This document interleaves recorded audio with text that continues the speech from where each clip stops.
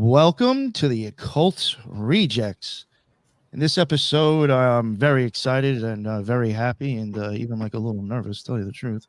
Uh, but I got the Occult Reject Med Scientist with me tonight, Lisa, and I got my man who's been doing this series with and Lisa too. I think there was only one that Lisa's kind of stepped out of. That was the ICP one actually. But tonight we got her back with Darby Trill Engine the Ninja.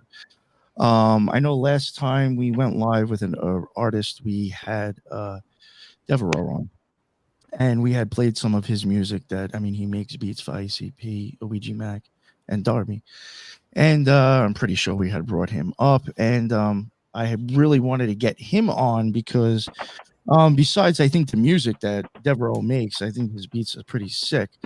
I think some of the lyrics that the people are putting over the beats are pretty deep and sick in itself. So I really would have liked to get one of them on. So I got Darby on, and we're going to probably pretty much be touching on some of the songs from Anamoya and his album Creek. One of the reasons why I wanted to have Darby on, just in my opinion, and I've said this before, and I even said this with Devereaux on. Sometimes I do think that, I know you're into horrorcore, that this kind of would be considered.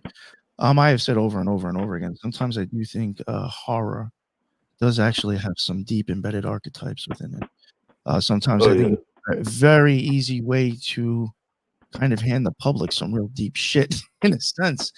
And I identify with that. And there was, some things in your music that I identified from personal experiences that I have had.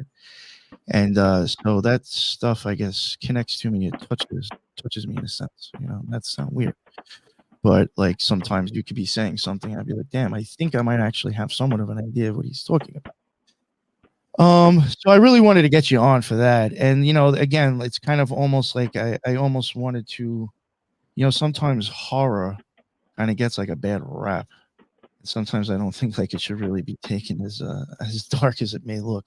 There might actually be some deep stuff in there. So really, I guess like enough out of me now. I'm probably just rambling because I'm nervous. But we're finally going to get to Darby. Again, like I had said, he has worked with ICP, he has worked with OEG Mac. I know you have worked with other people besides that. I guess if anything, if you don't mind, I'd like you to kind of like introduce yourself and maybe let everybody know like what your deal is, people that you've worked with, and stuff like that. If you don't mind, Darby. Yeah, for sure. As you said, my name's Darby Trill. I'm signed to Chapter 17, which is Ouija Mac's record label. I work heavily with Ouija, Devereaux, Jigsaw Killa, Shaggy the Airhead, DJ Chunk. That's kind of like my prime team of cohorts that or co-collaborators or whatever you want to call it. Yeah. I make the wicked shit, which is hip hop with a horror theme to it. You kind of take real life and you make it larger than life. And a lot of storytelling, as you said, a lot of dark themes, a lot of horror involved, a lot of outsider type thoughts involved in the process of the music. But yeah, that's pretty much it. The wicked shit. I love it. Yeah, well, I will have to say too, I really I was kind of stuck on your Creek album for the last few days. I appreciate that. Yeah, that's I really do think that's a pretty serious album. And it was funny when you had even mentioned some of the songs that you were like suggested to play. In my opinion, I think you actually picked some of the more deepest fucking ones too. And I was like, fuck, I was like, these are great picks. I'm glad you chose these because some good stuff. I appreciate that. Hell yeah. What I have gotten out of from kind of like checking out your crew, and you pretty much, I think, like summed it up for me. I'm assuming kind of like I know Devereaux makes what I would get out of it, most of the beats, and then sometimes you do have Shaggy the Airhead who makes beats and then even raps. Does DJ Chunk is he the one who kind of basically takes the tracks that the other guys made and then like DJs them on the stage where you guys play live? So Chunk is Ouija's DJ. So when Ouija's like performing live, you always see Chunk behind him. But on the records, a lot of the cuts and like old school like hip hop technique that you hear there of like sample cuts and like shit like that, the wikis as we call them, that's Chunk. So on the record Anamoya, there's a song called "The Trees Have Eyes," and the last verse of the song is a lot of samples and like DJ cuts, and that's Chunk. Oh, okay. All Yeah, right. so he's on like "Play a Low" is a Ouija song that he's heavily involved in like the cuts and all that. But yeah, he's a DJ extraordinaire. Yo, I'd have to say he's pretty. The scratching was pretty impressive. I think you might have posted something on Twitter, and I saw it, and I retweeted it. I was like, "Damn, yo, I can scratch." It was Yeah, impressive. he's sick with it. So, what? I guess if you don't mind, like maybe we could try to like start it off in the beginning. Like, actually, if you don't mind me asking, how old are you now? Because you seem like a younger guy. I just turned 32 at like a month ago, June 2nd. There's a big one, 33 coming up next. Oh yeah, yeah, yeah, At 17. I gotta yeah. go 33. Yeah, so I mean, compared to me, 46, you're a lot younger. God damn. I mean, age ain't shit. You can't control your age. It's true. It's It's just, it inevitable, is right? what it is. Yeah. Yeah, Unfortunately, it is with what time, it is. I don't have a I choice. know 57-year-old people that act like they're 12. Age is all relative to how you are as a person. Oh So yeah, I agree with that.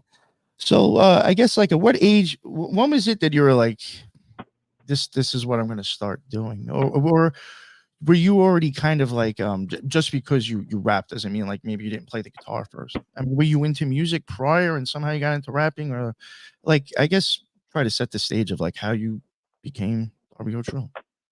So I guess the most important aspect of all of this, the reason why I'm where I'm at right now, is when I was 10 years old, I found out about the Insane Clown Posse, and at that time it was the sixth of the first deck.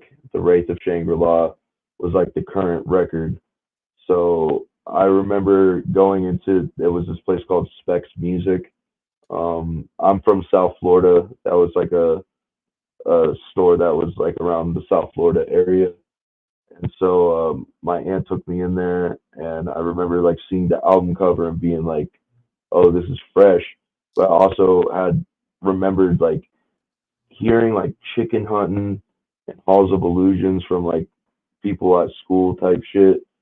Um, and then just becoming like super obsessed with it. I ended up seeing the music video for Halls of Illusions, and that like changed my entire life. Um, and yeah, so that's pretty much where it start. My interest in like music really started when I found out about ICP and that whole world, and I just dived into it and kept listening to more and more of their music. When I was younger, uh, well, 13, 14, me and my best friend Mark, we had started a punk band called Brain Dead. And so I used to play the drums and sing rap ish at the same time. And that's kind of like my entrance into like making music, is being in a punk band. And then it just kind of grew from there. It's hard to keep a band together. I was writing lyrics and like rapping and like finding a lot of enjoyment in that. So I just continued to pursue that for the rest of my life. How did you like end up like getting in touch with somebody that like ends up getting you into the position to like yeah, like that's the thing that like I actually like am interested like is that like it just like somehow the universe came together correctly for you, or like were you like reaching out and trying to like yourself like get in touch with these people and like listen to my shit, like how does that? Honestly, around here, a big thing is the carnival provides. And about 10 years ago on Facebook or whatever, I met Ouija, and me and Ouija became friends, and we would talk about jug shit and just like whatever music. And then, we just remained friends.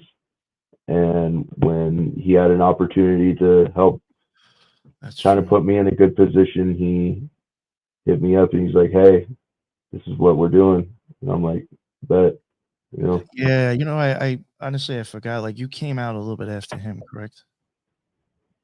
I mean, in the grand scheme of things, I mean, in the background, we've both been making music forever.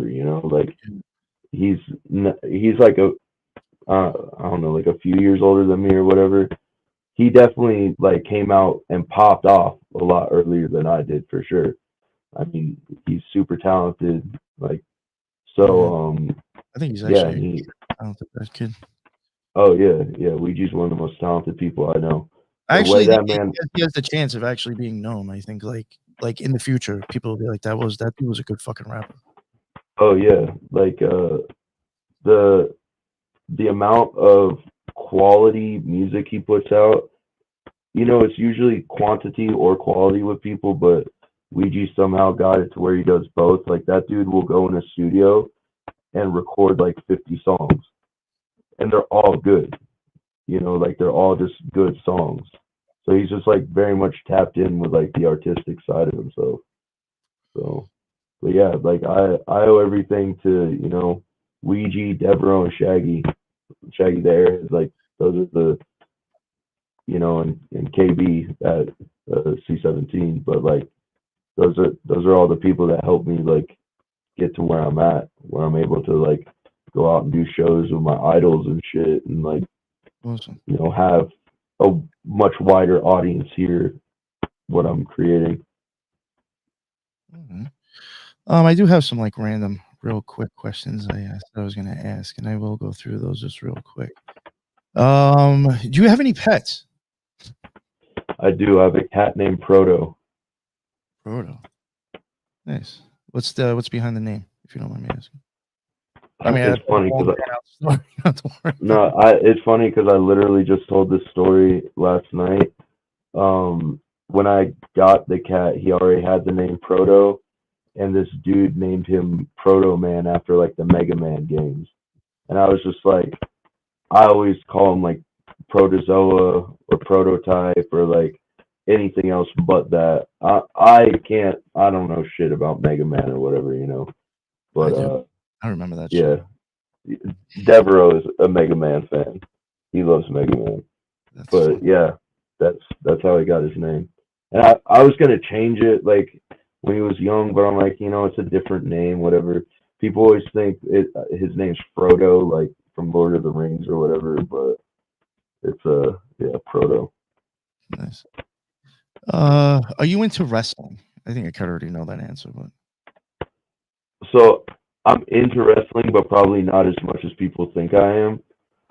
Like growing up, I stayed with my aunt and uncle a lot as a kid.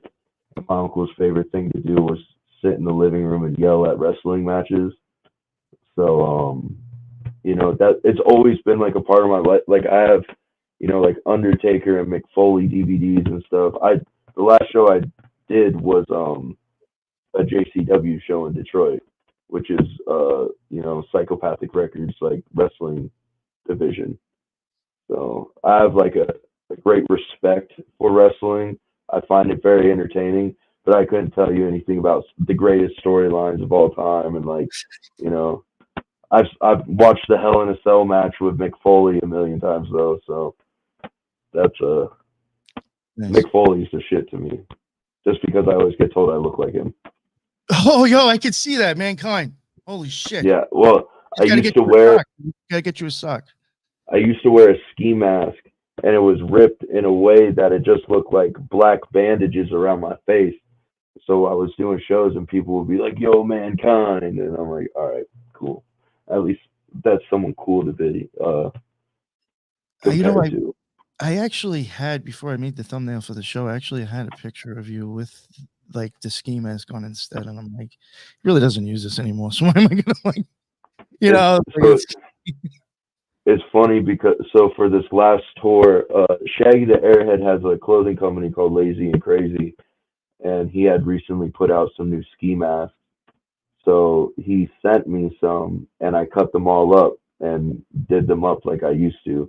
I would just cut holes in the mask and smudge face paint all over them.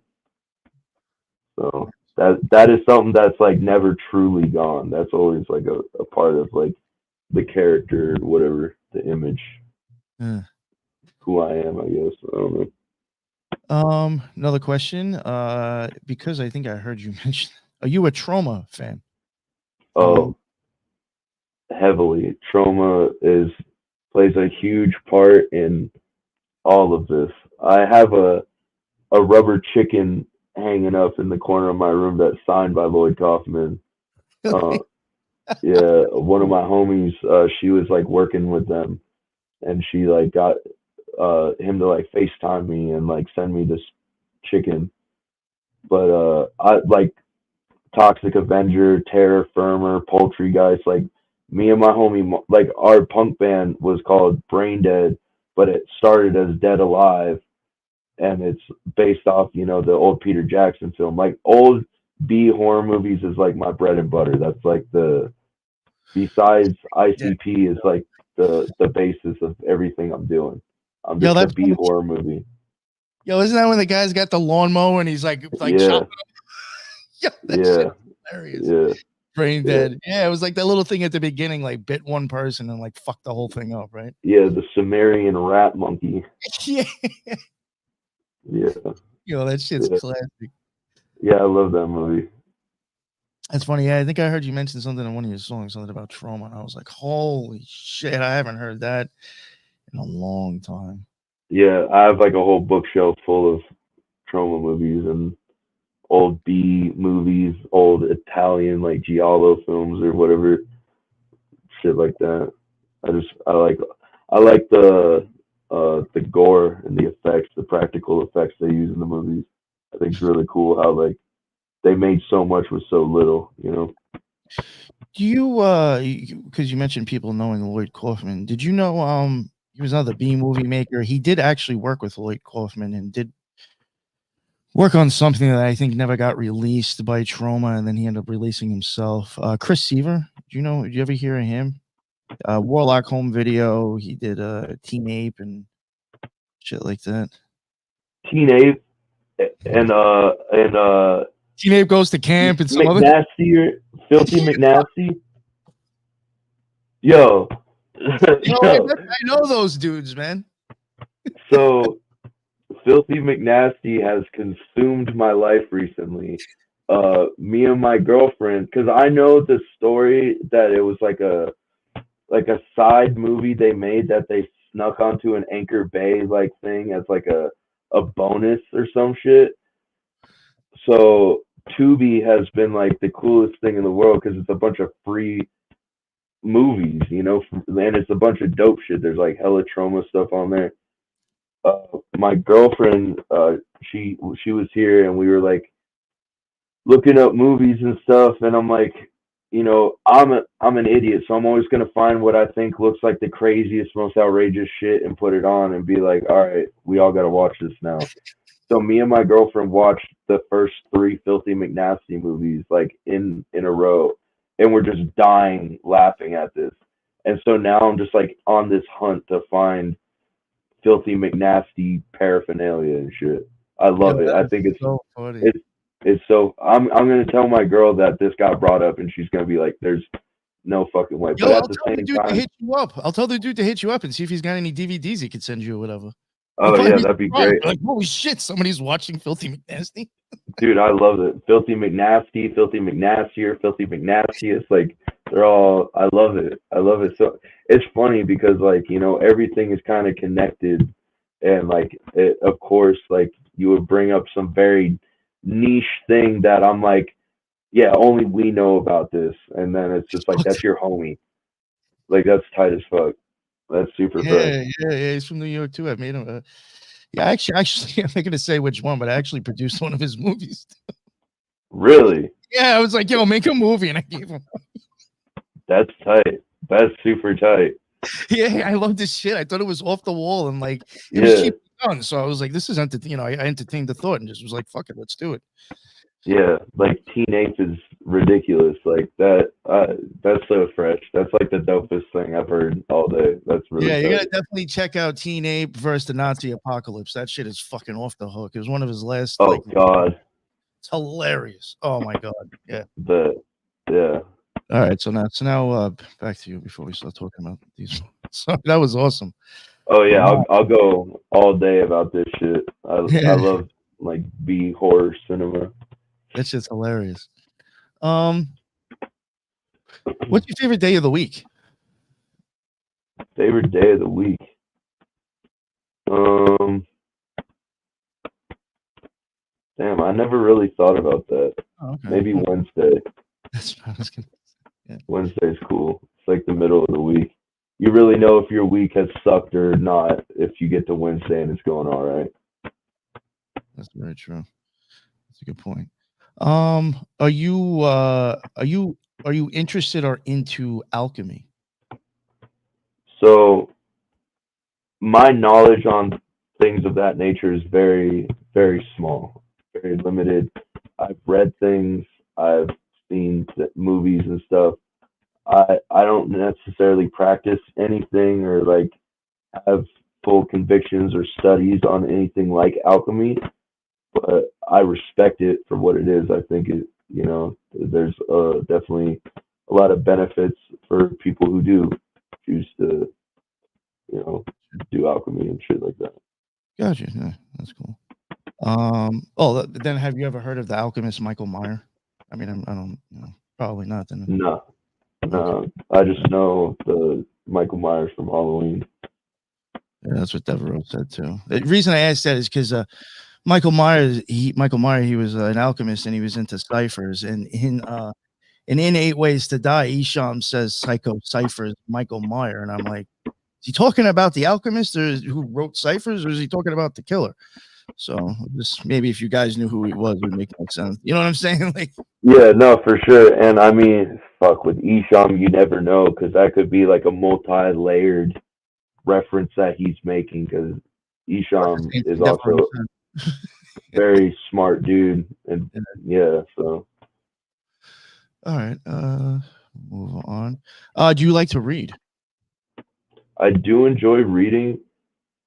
I haven't done it in a minute though. I just you know, here and there, like I guess it's different now because like when I hear reading, I think of like sitting down with a book, but then it's like a lot of reading is done through articles and like things online now. So I guess it's like I am reading every day. Like every day I'm learning something, but it's not necessarily like I'm looking at my bookshelf. I have like a few books over there, and it's like horror books and Fear and Loathing and shit like that. But when I was young, I really enjoyed reading. I would be reading books all the time, specifically like horror books and stuff of that nature. And then, yeah, All right. Are you into science and human anatomy?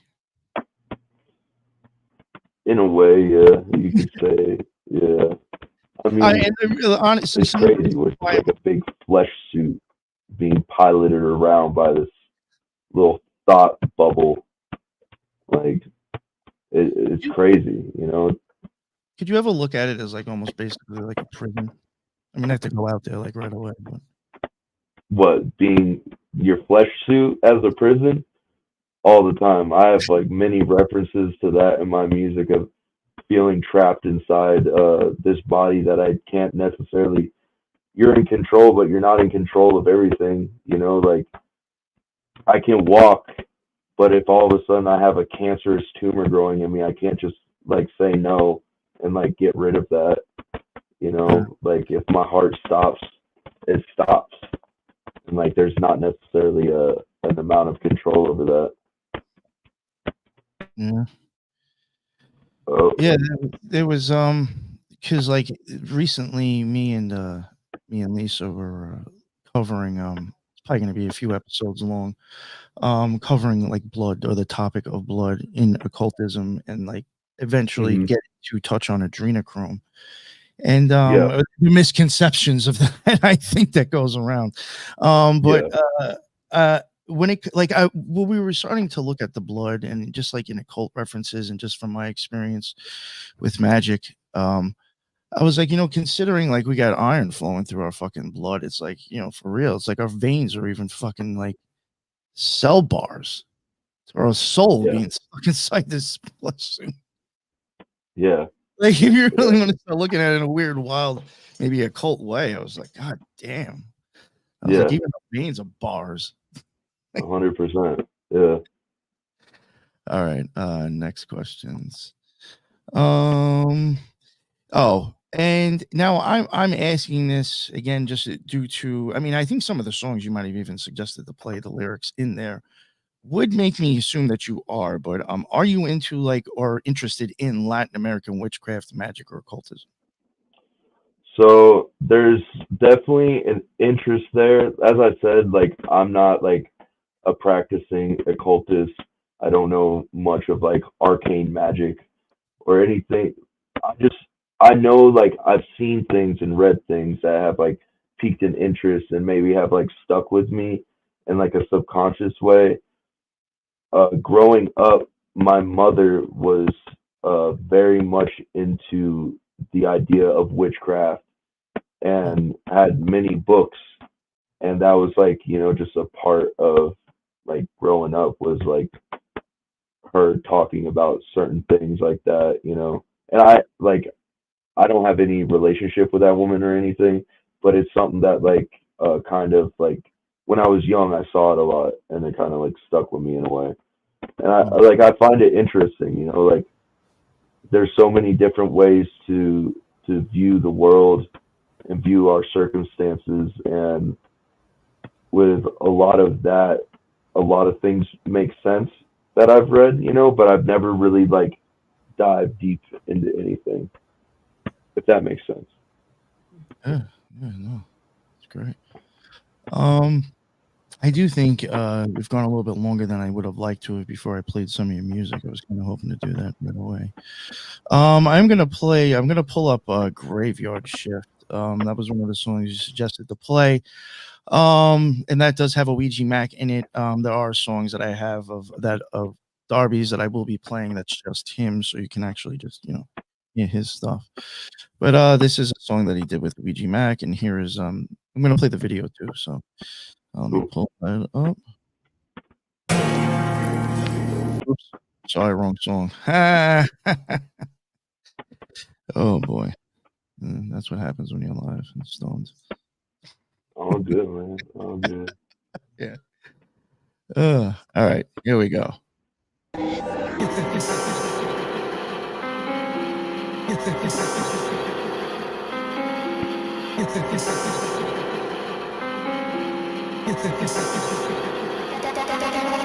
The green who's creeping up out of the cut. Blood of a demon and gin in my cup. Came with the heat, but I'm keeping it tucked. Speak to the dead when I'm ripping up blood. The moon will rise forever, block out the rays of the sun. Cut a fuckboy into fractions and paint my face with the blood. I'm eating vegan with my OG, break bread with my day ones only. Got no time for jabronis or fake ass backstabbing homies. Done said I'm juggle lonely, so don't think you'll get to know me. By the time you think we close, I'll put your ass 6 feet below me, Rody. I've been digging these graves for days. I've been digging these graves for days. I've been digging these graves for days. I've been digging these graves for days. I've been digging. They both digging graves, yeah, dig a ditch. We gon' fit way more bodies in that bitch. Broke the handle off the shovel, smacking bodies with the stick. I remember when the smell of death would make me sick, but I'm so much better now. C-17's sweater now, silence never better now. Everything is working now, yeah. And them bodies piling up, digging holes in the moonlight. Then we fill them up. I've been digging these graves for days. I've been digging I've been digging these graves for days. I've been digging. I've been digging. I've been digging these graves for days. I've been digging. I've been digging. I've been digging these graves for days. I've been digging. I've been digging. I've been digging these graves for days. I've been digging. I've been digging. I've been digging these graves for days. I've been digging. I've been digging. I've been digging these graves for days. I've been digging. I've been digging.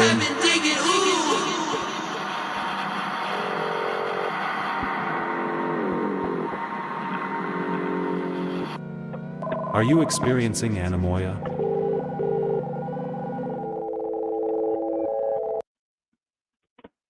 All right. It's a pretty impressive video right there. Thank you know what's funny, and I didn't even have any of these questions, and I was like, fuck. So like actually that video just gave me a bunch of questions to ask, and actually not really specific to the video, but I guess first off, who does come up? I'm assuming from what I got out of it, psychocidal. It kind of looked like from some of the behind the scenes stuff that Luigi showed that maybe he's actually kind of coming up with the video himself. Maybe I'm wrong. But whose idea, or like who even designed the visuals for this video? Who came up with that video? Ouija. Okay. Yeah, Ouija's like the driving force. Like I said, Ouija's a very talented artistic person, and he has a very intense vision for the product that he is creating. And so he's very hands-on with the video. Like I had like a couple little, things like say-sos and stuff, but for the most part, like, yeah, he's a driving force behind that. It's interesting. Well, yeah. I mean, for me, I would. For me, as an occultist and with certain experiences that I had, if I was going to try to convey a message, I'm going to make sure I do it my way, not let somebody else. Oh, yeah. So, I mean, I can understand that, like, sometimes maybe you're just going to be very passionate, nonstop, always working on something. I mean, that's kind of why I podcast, because if I didn't podcast, I'd probably be obsessed with fucking with magic. So, I'll put my passion into this, or I'll end up like Joe Biden in 3 or 4 years, and my brain will be fucking mush. Yeah, for sure. For sure. All right, so I guess like what does that song like mean to you, I guess? I mean, that's a very interesting question, because like a lot of the songs are like, there's always aspects of oneself and like the music and everything.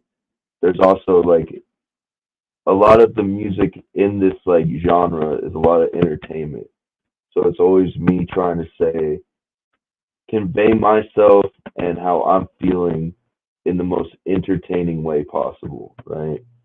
And that song is kind of just like,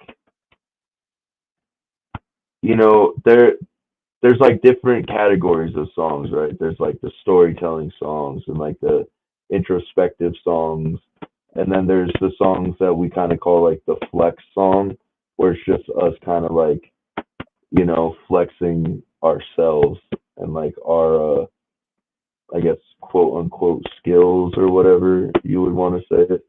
Mm-hmm. But I really like that song. It was a lot of fun to make. It was a lot of fun to do the video, because again, like, me and Ouija are very similar, and we do a lot of similar things without like even realizing it. And that's happened like the entire time that we've known each other. Like he'll post something and I'll be like, damn, I literally just went and took pictures in the same type of place doing the same type of thing.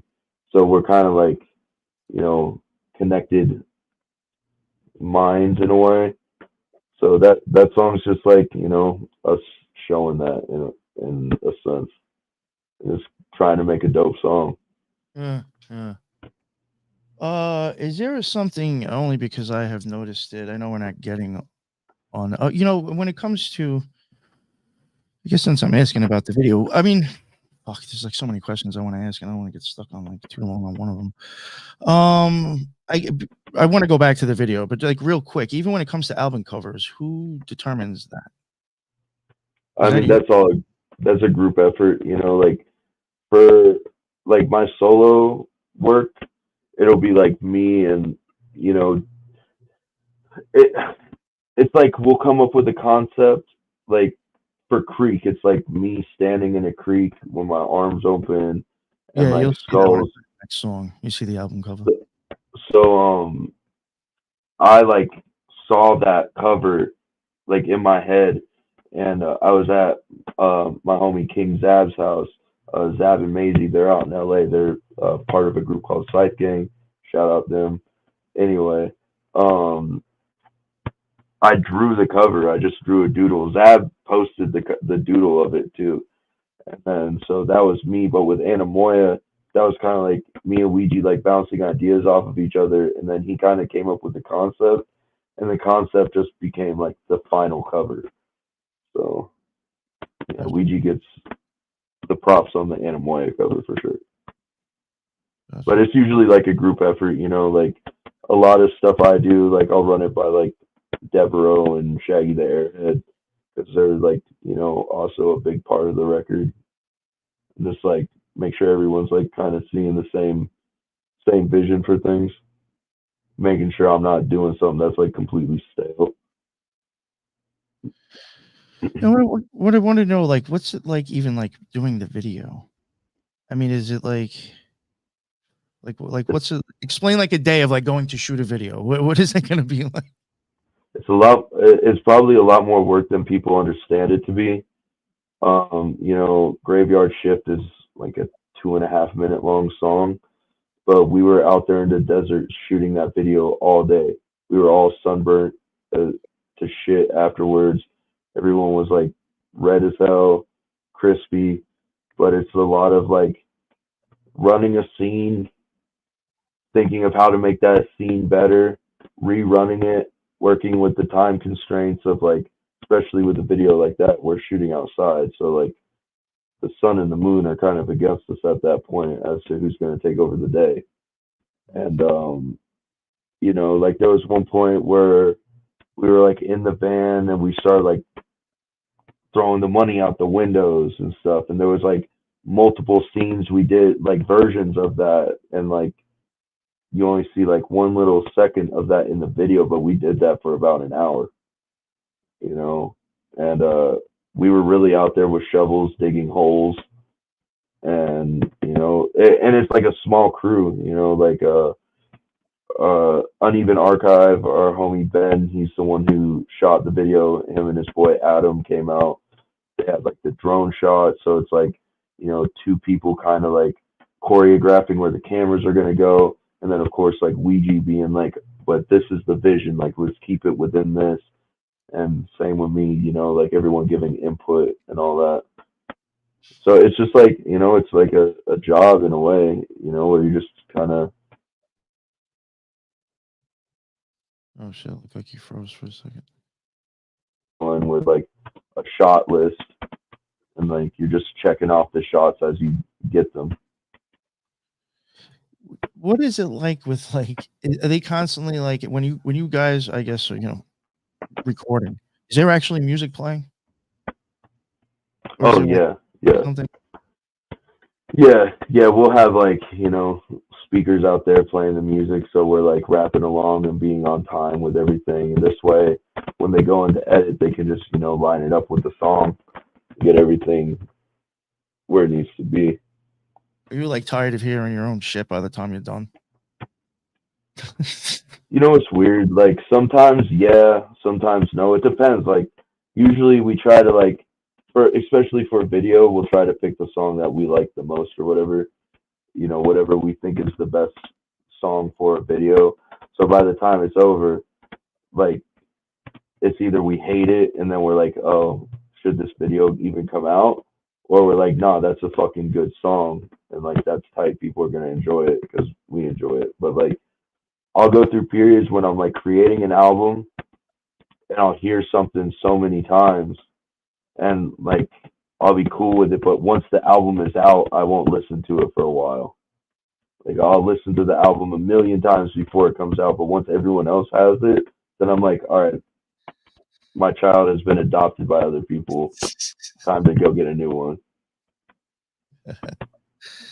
I can understand. I really don't like listening to myself after I put out an episode. So Yeah, it's weird to me out. I don't know why. for a while, I really hated the sound of my own voice, and it's just something I had to get over, like pursuing music, where it's like, well, you gotta listen to yourself, like get over it, get over yourself, type shit.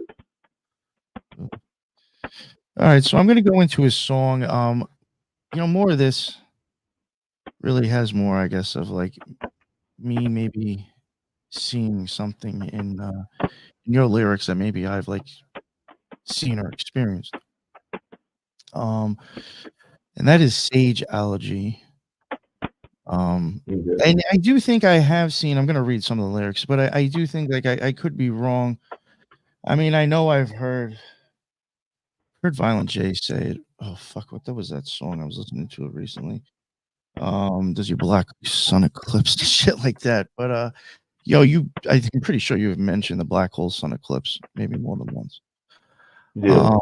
So that's what I'm gonna get to. But in sage allergy, you say the faces I see in the smoke, they hypnotize and mesmerize.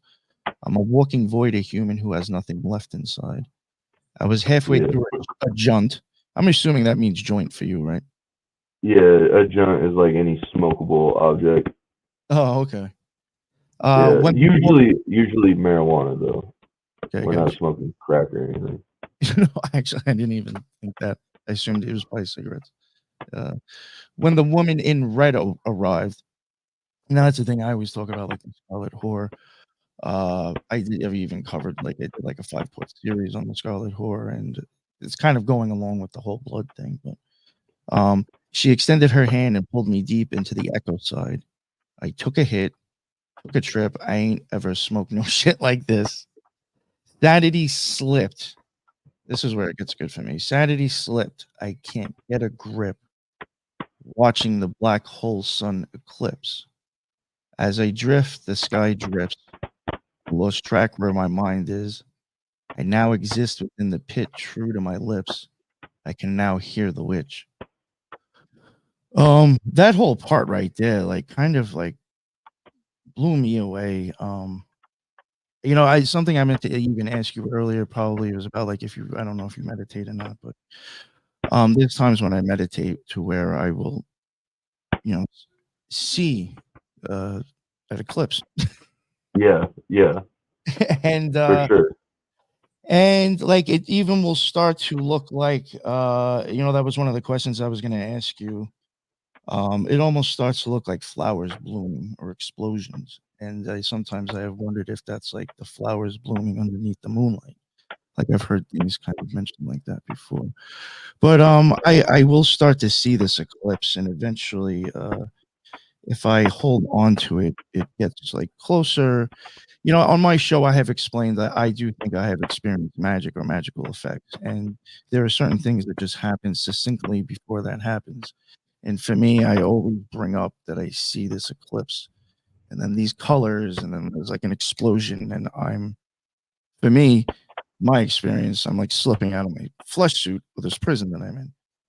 Yeah. So when I read that Black Sun eclipse, just for me, man, that's where it brought me. And like when you say like sanity slip, I mean, I could be wrong. Maybe it's a total different experience, but like when I had this experience, there's like a split second where it's like if you let fear even start to come up, like you almost start to like almost like really start mind fucking yourself. But besides that, there is a physical slip that I have felt, and I brought it up on the show. It almost feels like running water going through me, or my body turning into like butterflies, or something to that effect. So Yeah. like sanity slipping, and then eventually goes out the top of my fucking head. So like that's my experience. I will go into these meditations. I will see that black hole eclipse, and if I hold on to it and keep going, I eventually feel like I'm sucked out of the top of my head, and I have a magical experience. I don't know if that's where you're going with that. That's what I identify with. I mean, very close, very close. I mean, the song does have, somewhat to do with smoking, like, smoking weed. And I know for myself, whenever I smoke, which I kind of said earlier, like, I kind of get into a different state of mind, where I'm just like very much here but not here. Well, And so, not to interrupt you, just real quick. Like no, whenever yeah, I've had these experiences, I've realized for me, I might even actually have to chill out on the smoking because it almost feels like if I get pretty stoned, it's like almost like I'm going into that without even trying. Like I yeah, almost feel like I'm starting to get the flipping out of myself, and I'm like, yeah, "Yo, I wasn't even trying to meditate. Where the fuck's this coming from?" So I'm yeah, wondering if maybe that's why when you smoke, sometimes that might be more intense for you than others. yeah. The sanity slips definitely has a lot to do with like um dealing with like anxieties. And a lot of time when I smoke, like if I smoke like a certain strain or whatever, I'll be in my head and it'll be crazy and it'll be like a very weird experience for me. And like it gets scary sometimes, which, I'll go through long bouts of like not smoking weed or anything, because I'm just like, damn, this just kind of fucking completely rearranged my brain and like my way of thinking and like where I'm at. But I mean, that's just like the kind of like the main idea of the song, because that's one of the songs from Anamoya that Ouija like presented to me. He had the hook, he had his verse, so I just went in and tried to make my part make sense with his part as well, while also like kind of talking about things that I'm like interested in or feelings I felt or things of that nature. So, Oh, and like all right. the whole song, there's kind of like in my part, there's like a weird like when I'm smoking, it's almost like the black hole sun is kind of like when the eclipse, it's like the portal to another realm, and like the spiritual aspect of it where there's like other things that play like going on in my head while I'm like in the song, smoking or whatever. So, But is that like a thing that you will see in your mind's eye? oh yeah, yeah, That's fucking yeah, awesome. I haven't had too many people actually ever tell me that. yeah, It was one yeah. of the reasons I'll to put you on. yeah, because it'll be like a very just like Is it like a faint little pin dot at first, and then eventually? no, it's usually about this. It's like just a large, it's got the rings and like the brightness coming off of it, and then I'll get like when I get to that point, I'll feel like weird like pains in my joints. You said you feel like butterflies and stuff. I feel kind of like the opposite. I get like weird pains in my like body and shit from that. So, Oh, yeah, interesting. Okay. yeah. All right. That went way better than I expected. I have a quick question. I have a quick question from a biologist standpoint. When smoking, have you associated whether certain strains lead you to specific feelings when you smoke that specific strain, in that like it could embody an actual, because with shamanism they believe each strain or each plant has its own entity, its own spirit or whatever. Would you say that each strain has its own specific characteristic? I would say so. Like for the most part, because I know sativas will definitely get me on a way different thought pattern. Like I'll Okay. be very much disconnected from myself and reality for a time. Like I was just telling my girlfriend, like when I was on tour, I was smoking a lot just to like pass the time. And at the end of it, I'll feel just very like disconnected. But it's mainly what sativas and me don't really get along too well. And indicas is when I can kind of like think more in like positive thoughts and Right. be more okay with things and more with the flow of things. But yeah, I would definitely say like different strains, different things in general that alter the mind definitely open different doors and shit for me. That's very interesting. Extremely interesting. That was a great question, Lisa. I just want to say that. Sorry. Yeah, no, that was. Is there anything you want to ask, Jim, before I move on? I mean, I'm just kind of in awe at this, that I'm included in this, so I'll just let you guys go. But I think it's really awesome. I mean, I'm the same way. I can't smoke sativas either because I don't know. The indicas help me bring me into my body more. So that's, I identify with that. I understand that. So, yeah. Yeah. I do have I was gonna play one of your other songs. It'll be like the video, but not like it's gonna show your album cover, Creek. And it's I actually really like this one. I hate people who don't know when to shut up. All right, so So great. Here we go. A mind made over.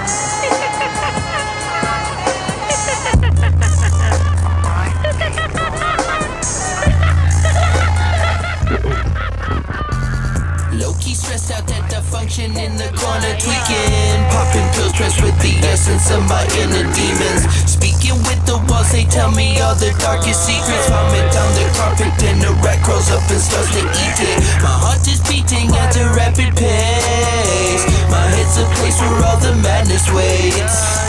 I wanna leave, but I have to stay. If I get up, I'll just collapse and fade. Under my skin, where the wretches cry. Under my skin, under my skin, under my skin, under my skin, under my skin. Inside my head, where the demons are. Inside my head, inside my head, inside my head, inside my head, inside my head. Under my skin, where the wretches cry. Under my skin, under my skin, under my skin, under my skin, under my skin. Inside my head, where the demons are. Inside my head, inside my head, inside my head, inside my head, inside my head. The taste of the toxins takes hold of my tongue. With every minute I'm colder and numb. My mind I have with a black mold of a rug. It creeps in my mouth and then swallows my lungs. One drop of rain takes 100 days to fall. I begin to see the light of tomorrow upon the wall. My veins are tunnels where the creatures crawl. Flesh into gear as chemicals dissolve. I think my soul is peeling out its broken mold. New bark is growing over, it will soon replace the old. The discomfort has begun to settle in. It has found its home within the layers of my skin. I feel nothing and everything all at once. Counting strands on the webs the spider legs have spun.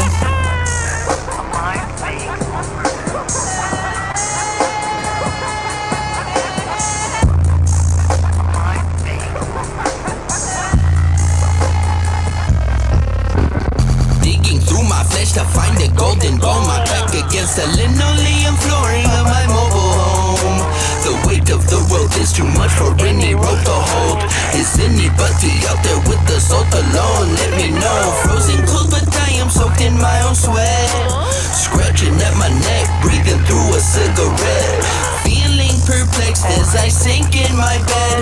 The wet mixed with blood, I'm afraid of what's next. Under my skin, where the wretches cry. Under my skin, under my skin, under my skin, under my skin, under my skin. Inside my head, where the demons are. Inside my head, inside my head, inside my head, inside my head, inside my head. Under my skin, where the wretches cry. Under my skin, under my skin, under my skin, under my skin, under my skin. Inside my head, where the demons are. Inside my head, inside my head, inside my head, inside my head, inside my head. The bag is empty, baby, so am I. Light the fire so my soul will fly. I wanna crawl into a hole and die. That's the only way I'll feel alive. The walls are moving, my body's shaking. I don't even know half of the shit I'm taking. There is no chance of saving me. I'm trapped inside a prison made of sacred G. Life is make-believe, I am make-believe. Getting stuck inside the screen of a broken TV. I scream, nobody hears me. Goodbye, I'm disappearing. The pins and needles sharpen as I'm consumed by darkness.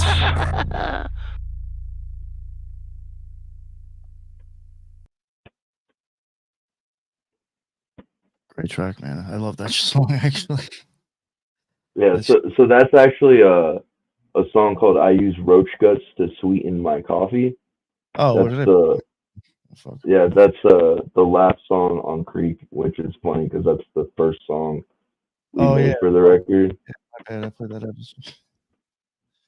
But That I one's mean, a bugged out song. That was actually one. Yeah, I'll let you. I'll let you say what you want to say about it first. Sorry, go ahead. not. I mean, that's it's weird because for me, that's like the darkest song on the record because that kind of really dives into a lot of personal griefs I've had with life and myself. And yeah, that's like easily one of the darkest songs I have just because it's so real. Not to take like a weird dive, but a lot of it has to do with like addiction and depression, which is something like I struggled with for a large part of my life. So like yeah, that song it kind of hits different for me. Like I know a lot of people think of it as one way, but that's like the as real as it can kind of get. Like a lot of those like the descriptive shit in there is like real, you know.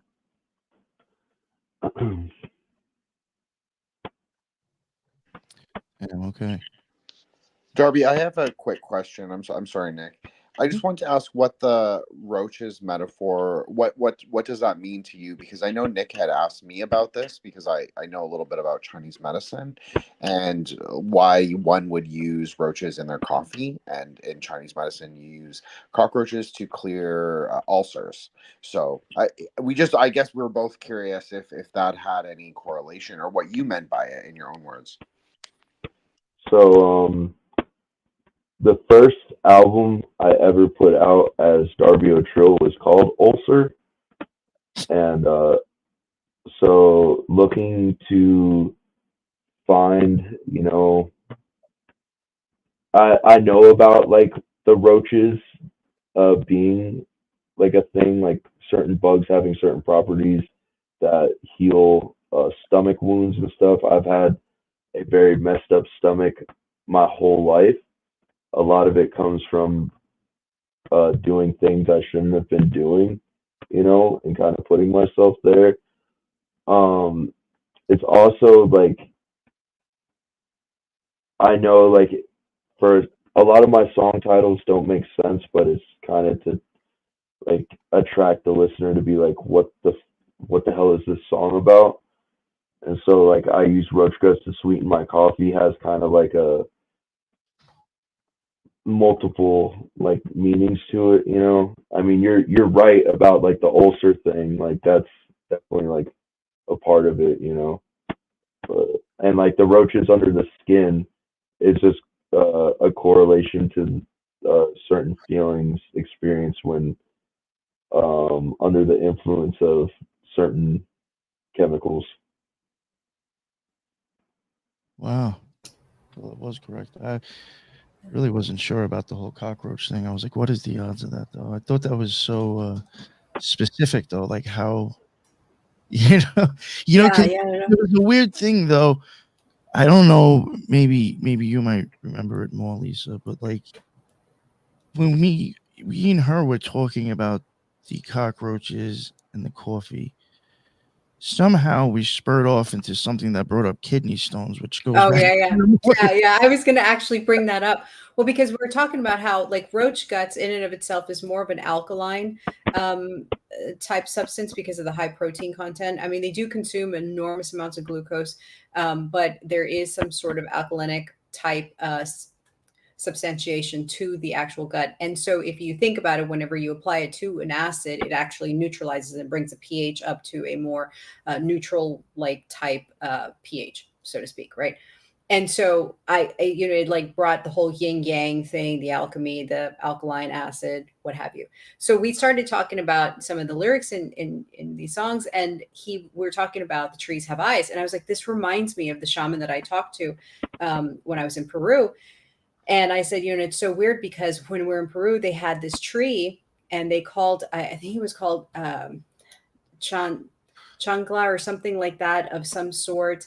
And I forget what it was called in Quechua, but they had a specific name for it, and it directly translated into breaker of kidney stones. But yet no one in Peru has kidney stones. So it seemed weird that this plant would exist to cure kidney stones when no one in that Peruvian area had kidney stones.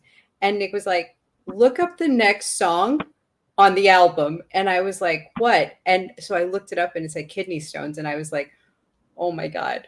I mean, how that story went from Trees Have Eyes to that one. And I had no idea that the next song was Kidney Stones. Like I was like, I'm done. I'm done. I don't even know how that story even came about out of my mouth. And then how it was actually the title of the next song. So it was very, yeah, I was mind blown for sure. Yeah, like I don't know if that worked out like that or what, but I was just like, yo, what the fuck? Yeah, it was really, really weird. Impressive. Yeah. That's pretty wild. Yeah, because yeah, that's wild. It's just like I mean, wild I'm not even making it up. I mean, I wish I was, but I Oh, wasn't. Like, because the whole Trees Have Eyes, because they talk about how they have to go into the forest and they do all this stuff, and the tree or the plants themselves tell them who they are, their name, what they're used for, whatever, and that is how they learn what plant is for what. And so that's what I brought up the kidney stone plant, and I'm still blown by it. That's pretty insane, to be honest. Yeah, that's crazy. Yeah. Nice. All right. You know what? In between me deciding what song I'm going to go into next, what is it? Oh, you know what? I'm going to ask a different question. I do have to remember to ask you about a juggalo, but what? I think you kind of said it before, in a sense. I guess with that last song, is there sometimes deeper meanings in your lyrics that you want some of your listeners to like kind of look in, like maybe even like, oh, what are they saying there, and go read the lyrics and actually kind of like maybe go off and learn something else? Like, is there like sometimes you want people to like kind of see like what you're getting at?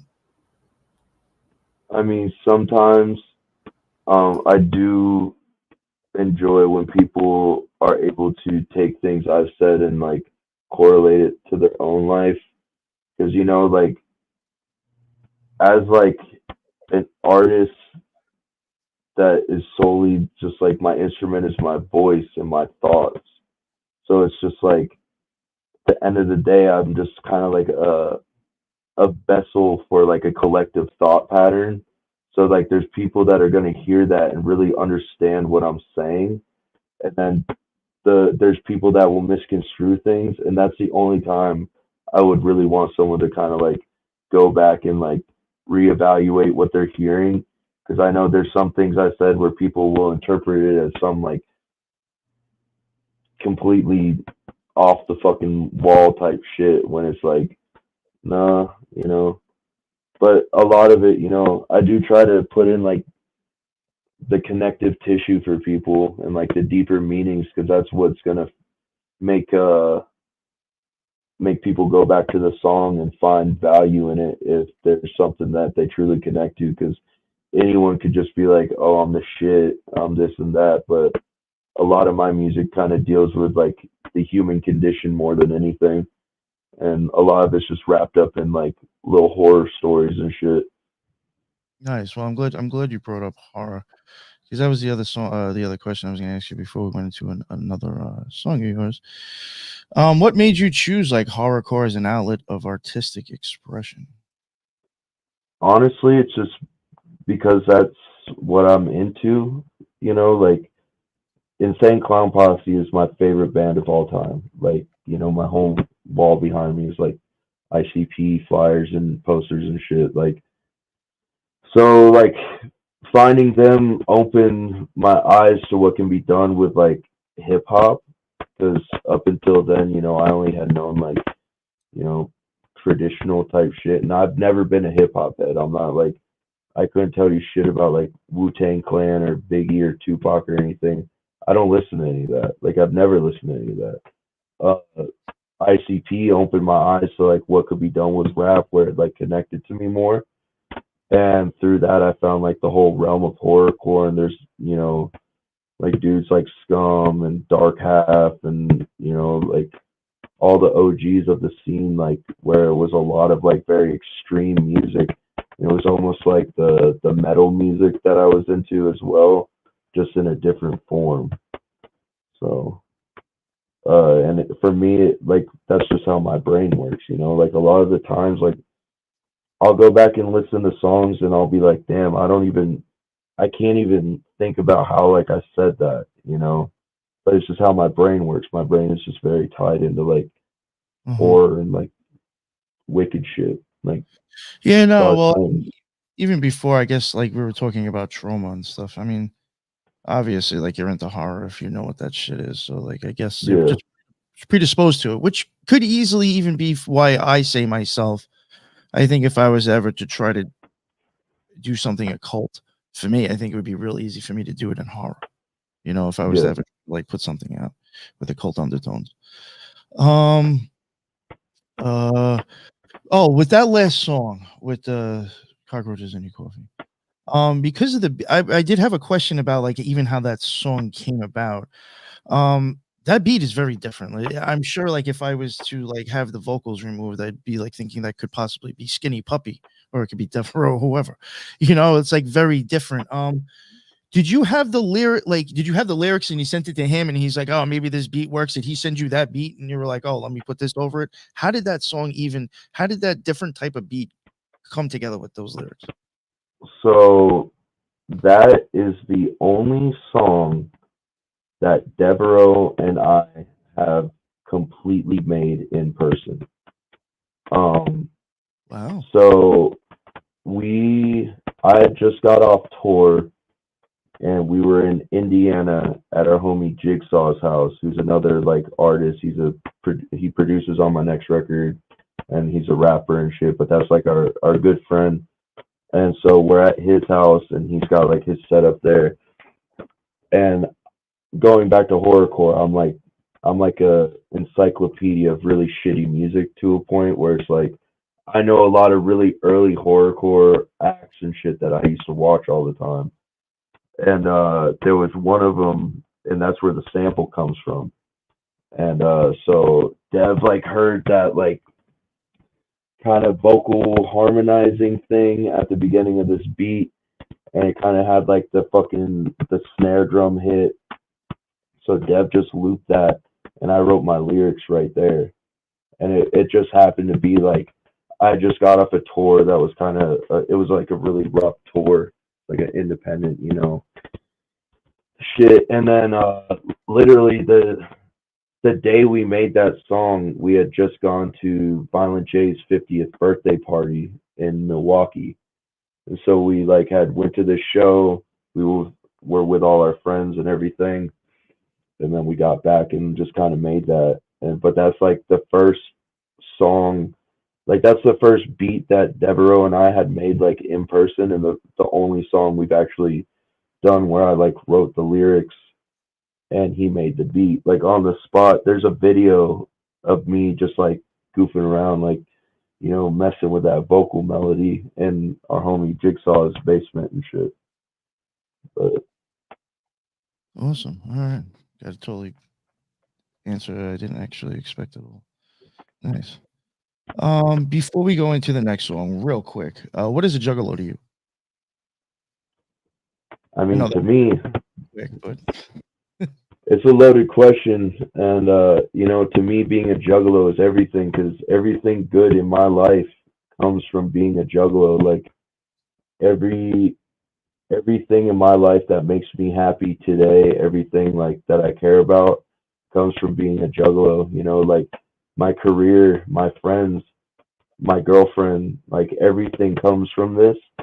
You know, a million people have said it over and over, but being a juggalo is like being in the world's biggest family, because it's really a bunch of people that weren't necessarily accepted by mainstream conventions and, you know, the outsiders, but we can all get together, and there's no, you know, unless you're like a fucking, you know, a real piece of shit, we're gonna love you here. You're gonna be accepted here. Like you can walk around with your meat hanging out. You can have one eye and 3 arms. You can, just be yourself, be free, as long as you're not like, being a piece of shit. Like, yeah, it all comes down to being a family, and juggalos all look out for each other. We all take care of each other. We all care about each other. It's the most beautiful thing in the world that people think is so hideous because it's covered in clown paint and Faygo. But it's literally saved my life and saved thousands of other people's lives. I wouldn't be alive today if it wasn't for me being a juggalo. Yeah, you think that for real? Oh, 100%. Yeah, 100%. That's a pretty profound thing to say. Yeah, and to some, it may just seem like some silly little thing, but life for the rest of us, it's no different than being it is, because it's like, it's just, there's a lot that goes into it, there's a lot of lore with like the music, there's a lot of, just like experiences that come from this, No, I hear you. And you ask any juggalo, they're going to give you a different answer, but that's my answer. Yeah, no, listen, man, it's not right or wrong. Who am I to say? Oh, yeah. You know what I'm saying? I can't tell you that. Yeah, for sure. Oh, thank you. That was a good answer. All right. So this song was another one that I really think was good, and I wanted to Mac is in this as well for a little bit. I thought this was a little bit different style, and again, like, it kind of shows a little bit of the diversity. This one is a moon fit for building castles. What's the shit? What's the rest of it? Under something, right? Not just a moon fit for building castles under. I thought for some reason it said no. It says that in the fucking. I don't know how I saved the video. I'm sorry. All good. I'm like, wait, what's that extra shit in the title? There we go.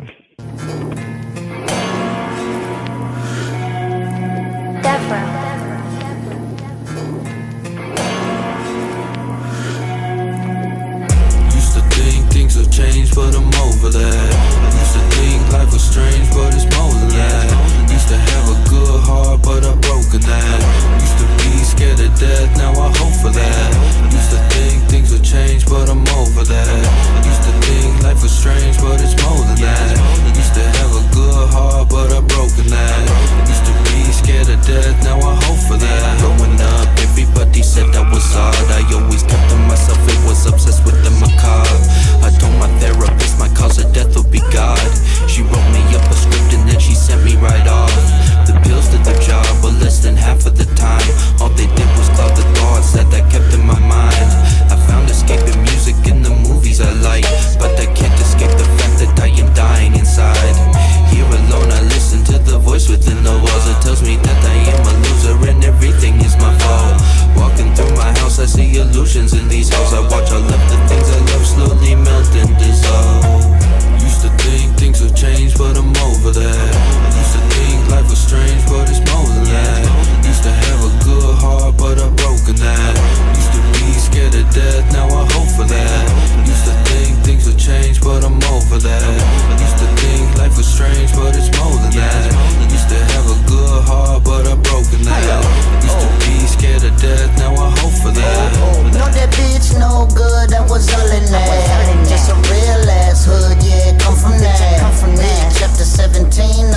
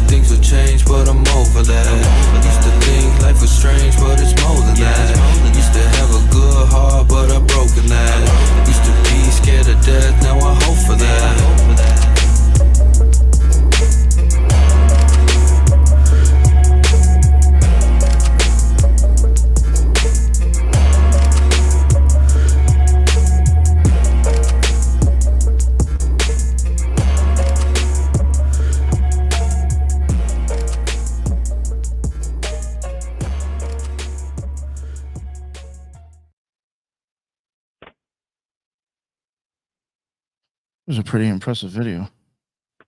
Thank you. Yeah. I guess just real quick to get it out of the way, was that in Ouija Max creation, that video, or was that yours too? Yeah, Ouija had a big part in that, in like the visual design of the video and like the themes and stuff. But I mean, not to take away from, like, I did have say in certain aspects of shit, but you know, Ouija had a really good idea, and I trust his guidance. Yeah, yeah. Oh, I you mean, know, that, something I meant to ask you before, and I totally forgot, and your boy reminded me with his eye stuff going on. Just from experiences that I have, and I've even taken pictures of my eyes to like prove it, or to check. But sometimes when I fuck around with that shit, when I get into that meditation, I will actually get where like one pupil is pinned, and the other one is fucking huge. Have you ever Mhm. experienced that from the black sun eclipse? I can't say that I have. I Okay. can't say that I've ever checked though. You know. Yeah, next time you So, do one of those meditations, go into the mirror and Now stare you're at gonna your eye. check. You're Yeah. gonna- yeah. It's pretty weird. It's like so, like when I saw his eyes, and that sometimes it makes me think about that. You know. Yeah. All right. So with that video, I guess I guess first we'll get into it. Lyrically, what was that about for you in that song?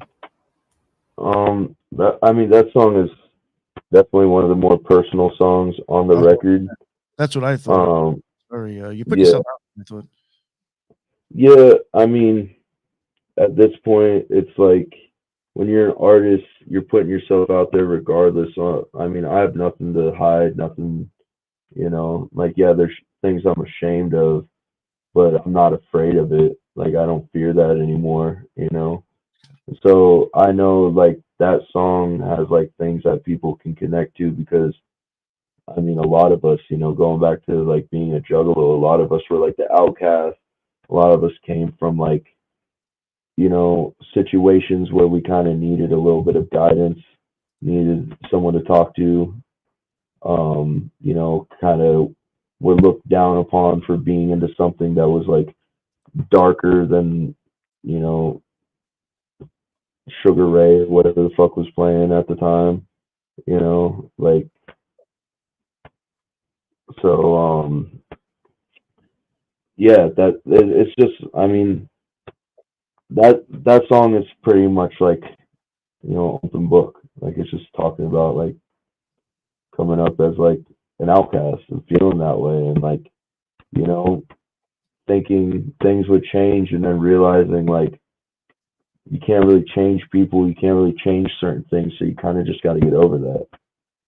You just got to keep moving. No, I thought that was a pretty powerful song.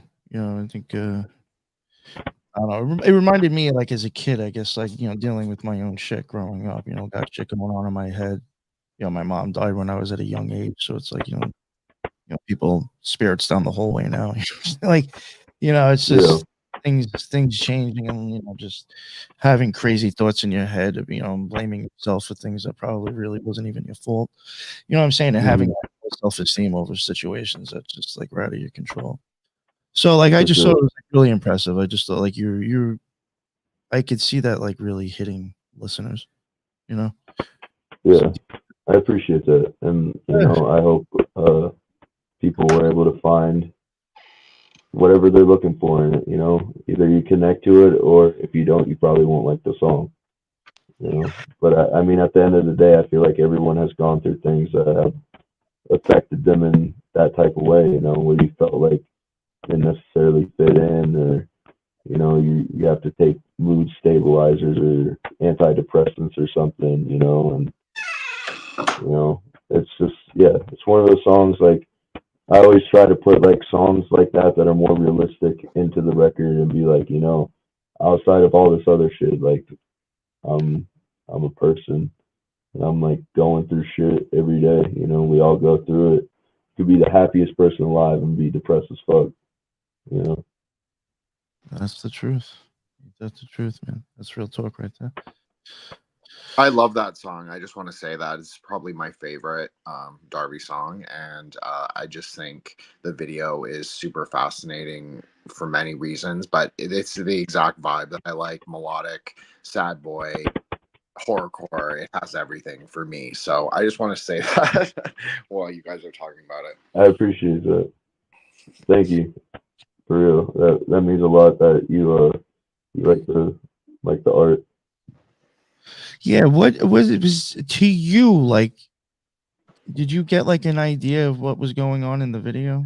Like to you, what I guess what does all that stuff mean to you?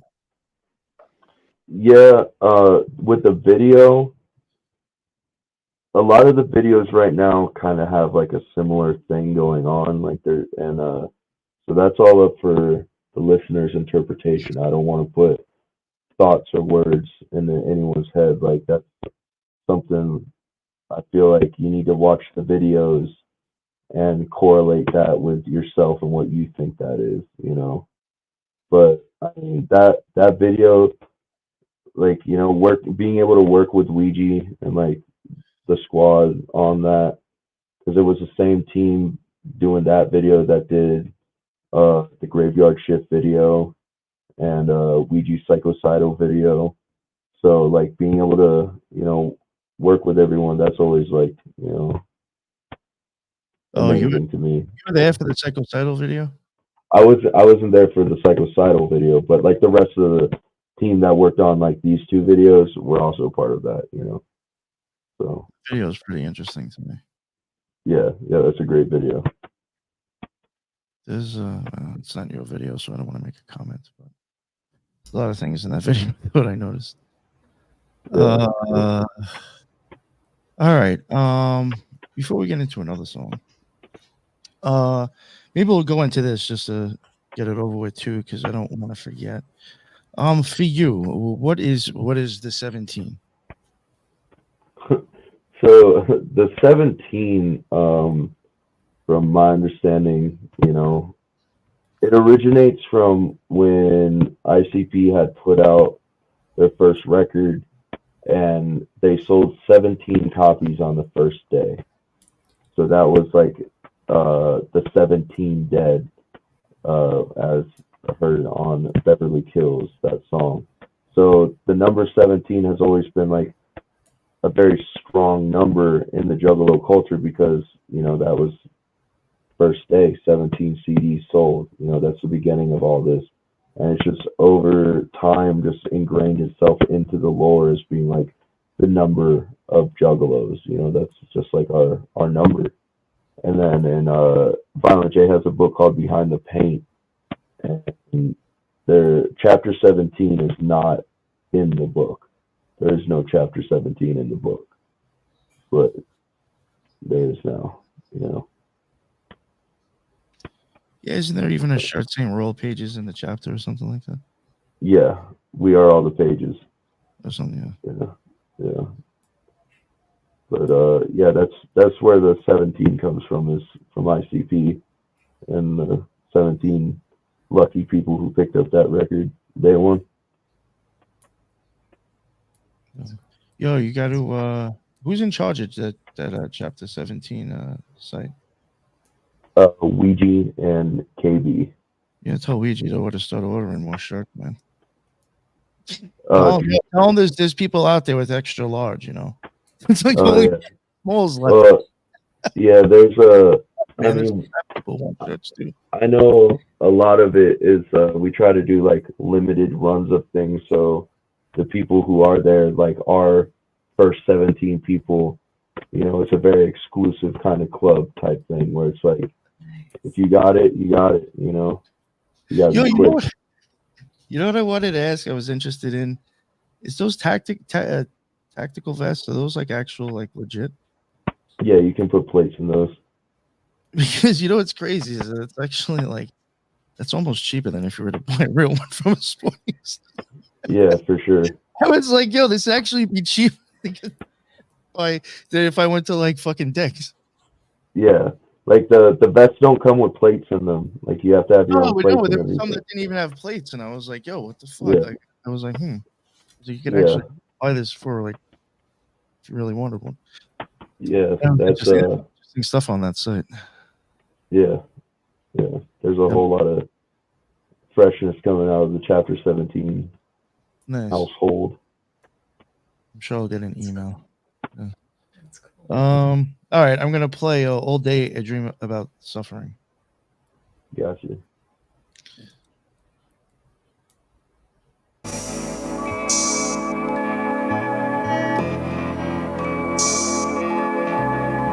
Devro.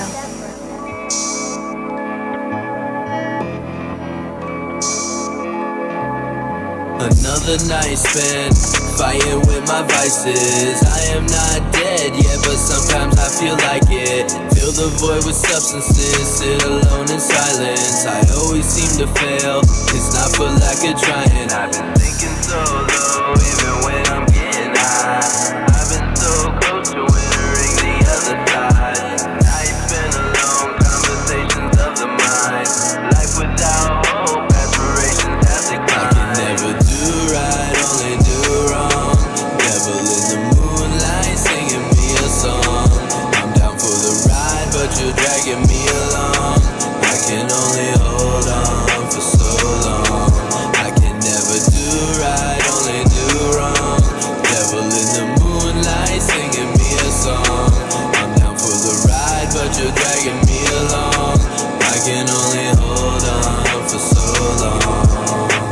Another day passed and I'm searching for a purpose. Fingers stained with blood from me scratching at the surface. There's a spot in hell for me and I know that I've earned it. Dwelling in the suffering is a daily occurrence. Take me away, I don't wanna feel no more pain. Chemicals go save me today. Trapped within myself, I need the escape. I can never do right, only do wrong. Devil in the moonlight singing me a song. I'm down for the ride, but you're dragging me along. I can only hold on for so long. I can never do right, only do wrong. Devil in the moonlight singing me a song. I'm down for the ride, but you're dragging me along. I can only hold on for so long.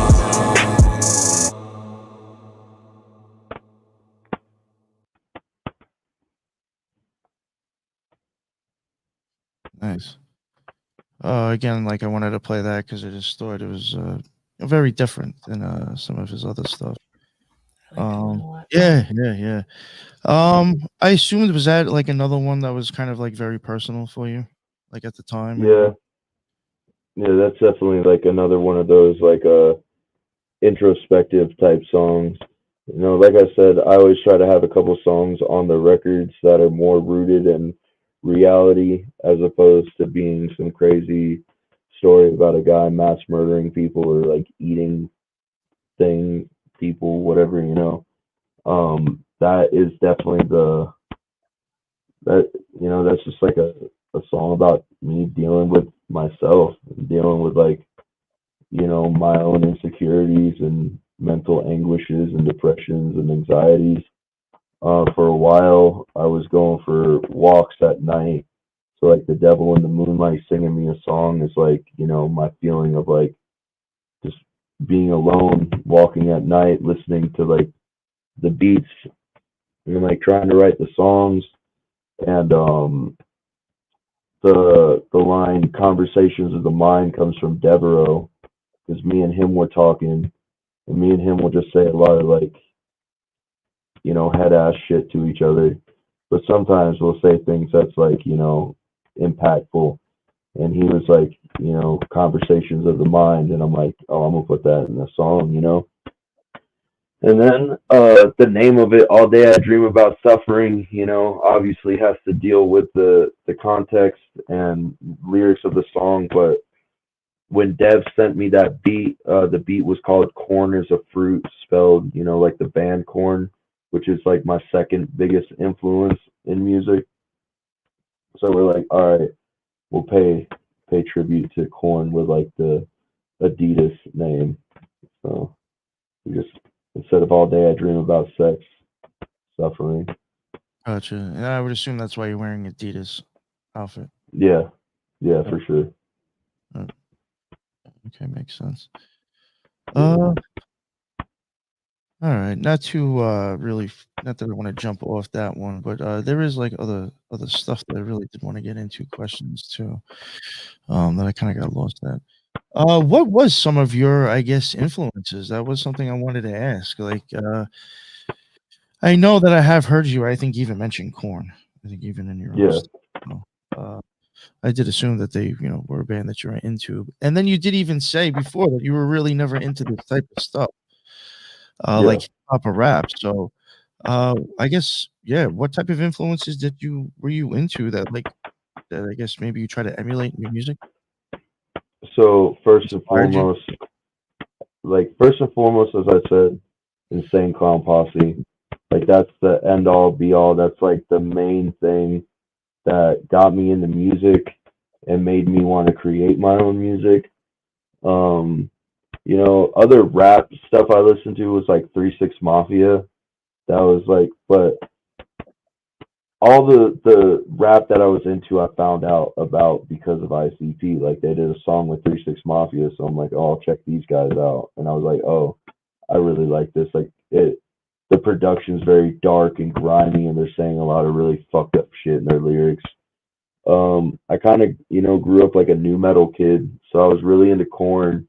Korn's like my favorite band of all time. I love Slipknot, Limp Bizkit, like Slaves on Dope, Static X, Crazy Town. I loved R.I.P. Shifty Shell Shock. He just passed away, but like I love those first 2 Crazy Town records. I liked a lot of punk music like the Misfits, Descendants, Swingin' Utters, NoFX, shit like that. Honestly, a big thing that I'm into is like that people might not think, probably would be like, what the fuck, is I really like female fronted bands. So like I listen to like a lot of Alanis Morissette and Sneaker Pimps and Portishead, like Babes in Toyland and Hole. Like I really like that, especially like with what I'm listening to the majority of the time being a bunch of angry fucking dudes yelling at me and shit, like violent shit. Sometimes I just need to hear like something not that. Then like, Sorry. what's up? No, I said I'm glad you mentioned Portishead because even with Alanis, the way that they play their diction and their words over the actual note itself, I hear some of that in some of your lyrics. How you play with the actual note itself to fit the Yeah, actual word. I hear that, and I was like, oh, it almost sounds the same.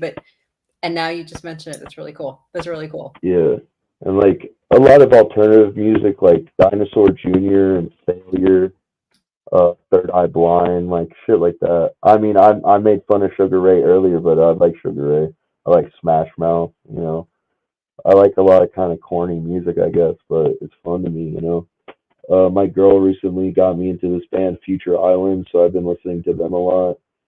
I like, I could go on forever. Like, I love 9 Inch Nails, like Mushroom Head, like I like a lot of shit, a lot of, but it's all kind of like very relative to each other in a way. It's all like 7 degrees of separation with all that. Sometimes you just need a palate cleanse, also. Yeah, for sure. Yeah. Listen to Cannibal Corpse for a little bit and then put on Portishead and I'm chill. Yeah. Yeah. Another question I actually had. Have you ever fucked up live? Like fucked up my lyrics? Or like fucked up on stage or did something like you just fucked up?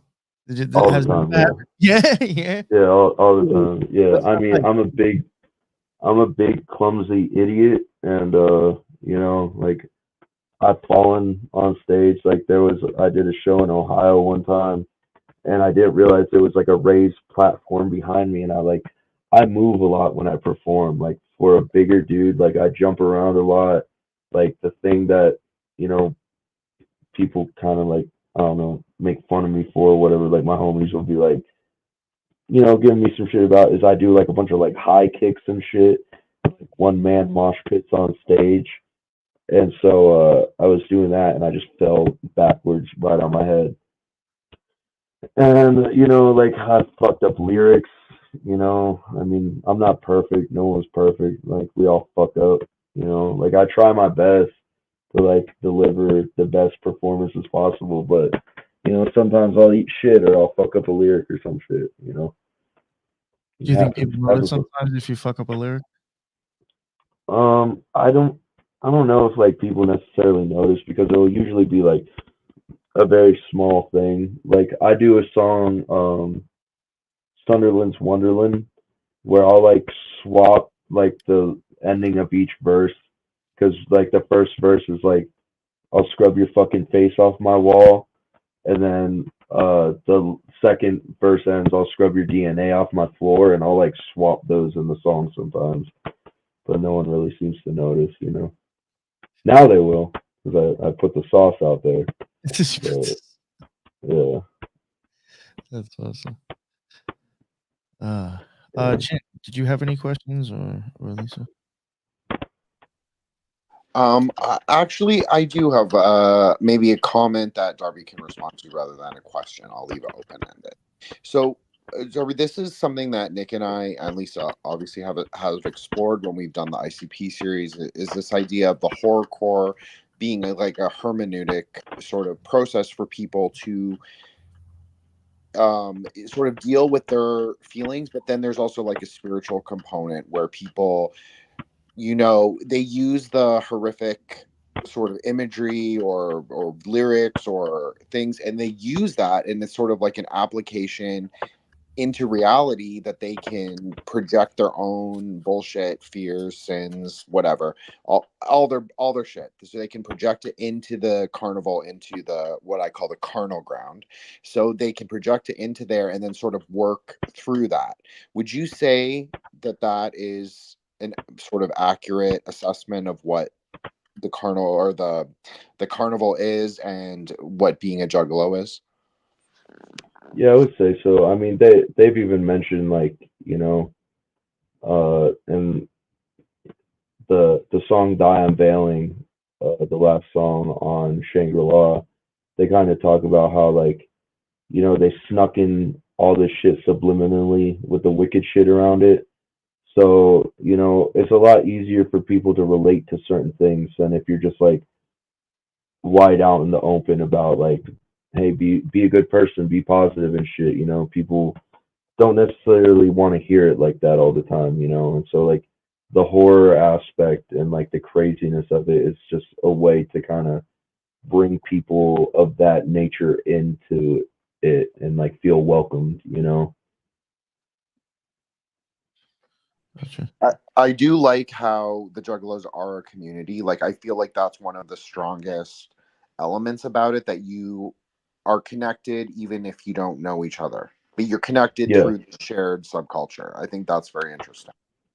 Yeah, 100%. Like I said, like all of the people that are like my best friends, my like girlfriend, like these are all people I've met through this culture that I didn't like grow up around or anything. Like these are all people like I've met through this community and made like incredible one of a kind bonds with that I don't think a lot of people can find anywhere else.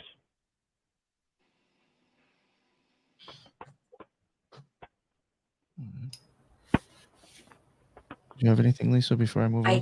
I do just a little bit. I noticed that there's a lot of anatomical, physiological references in your lyrics, especially kind of like with and stuff that is not just, you would have to have either known about this stuff or you've read about this stuff, become very familiar with the stuff. And so to me, that's extremely intriguing because it's so layered, and then how it fits into the lyrically. Kind of like with your shaman requires sacrifice for his services, you talk about immortality, gator spine. And I wonder, does he know? And from a biological aspect, obviously the spinal column of alligators and crocodiles too contain pluripotent stem cells.